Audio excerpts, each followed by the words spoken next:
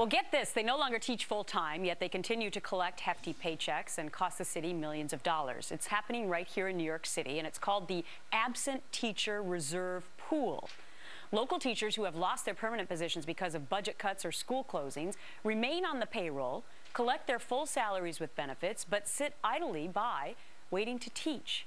So what could possibly be behind this? Joining me now to discuss it is the founder of Education Action Group and author of Indoctrination, Kyle Olson. All right, Kyle, so we've heard before about these rubber rooms that were happening in New York City, where tons of teachers were basically getting paid to sit in rooms because they had committed crimes or they had done other things, but they still got their full salary. What is this absent teacher reserve? Well, I called it the rubber room's kissing cousin. And so this program costs $100 million a year. Joel Klein, who used to be the chancellor and is now with News Corp, said this program is not necessary. And so what happened is, through the collective bargaining agreement process, the United Federation of Teachers wanted to create this program so there wouldn't be layoffs.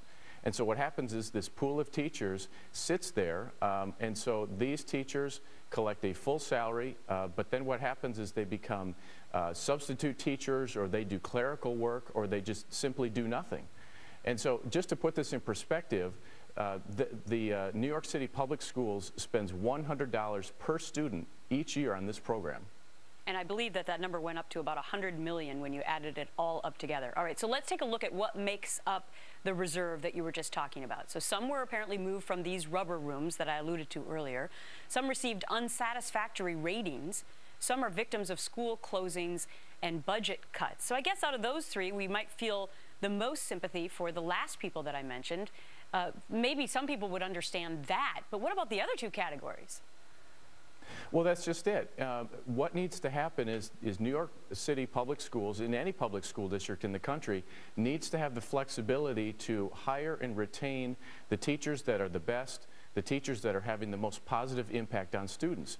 And so this is a good example of where government is just running wild. It's running completely 180 degrees against the way it works in the private sector. And so it's wasting $100 million a year. Yeah. But the worst, to me, go ahead. No, you finish your thought. Well, I was going to say, to me, the worst aspect of this is that it used to be that teachers would be in these positions for the school year.